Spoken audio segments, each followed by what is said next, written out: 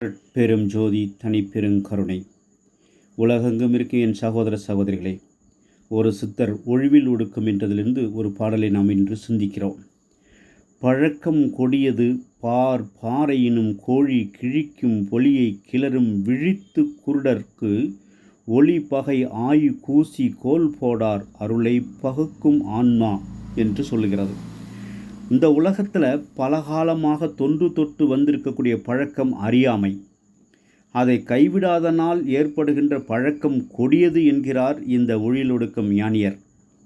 ஒவ்வொரு சித்து நம்முடைய அறிவிலே சிந்தித்து பார்த்து கொண்டோம் என்றால், பலகாலமாக குப்பையை சீத்து பழக்கத்தால் கோழி கற்பாறையின் மேல் உணவிடினும் மற்றும் நெற்போற்று மேல் உணவு விடினும் சீத்து இரையெடுக்கும். அதுபோல கண்ணோய் படர்ந்த குருடர் கண்ணோய் தீர்ந்துவிட்ட போதும் அக்குருடருக்கு சூரிய ஒளி இருட்பகை போல கூசி முன்பிடித்த கோலை கைவிட மாட்டார். எங்கும் தானாய் இருந்த அவனருளை அடைந்தும் ஆன்மாதனை பகுத்து நாடும். அவர் போல அருளை அடைய முன்னர் அது இது என்று முன்பிறவி பழுத்த பழக்கத்தால் இப்பொழுதும் பகுத்தறியும் அறிவின்றி உலகத்தார் மூட நம்பிக்கையில் இருக்கின்றனர் என்று உவமைப்படுத்தியுள்ளார்.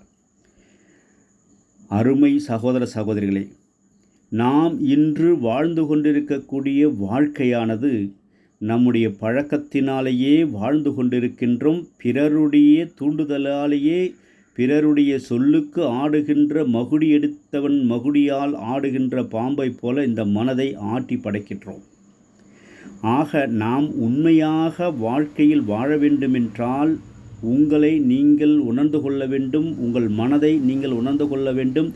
உங்கள் மனதுக்குள் இருக்கின்ற ஆற்றலை அறிந்து கொள்ள வேண்டும். மனதை செயல்படுத்துகின்றவன் யார் என்று புரிந்து கொள்ள வேண்டும். அவன்தான் பேரறிவாக இருக்கின்ற உங்களுடைய உயிராக இருக்கின்ற இறை ஆன்மா. அதுதான் பரமாத்மான்னு சொல்கிறோம். பரமாத்மாவை ஜீவாத்மா ஆட்கொள்ள வேண்டும். பரமாத்மாவை ஜீவாத்மா ஆட்கொள்ள வேண்டும். ஜீவாத்மா பரமாத்மாவோடு இரண்டர கலந்துட வேண்டும்.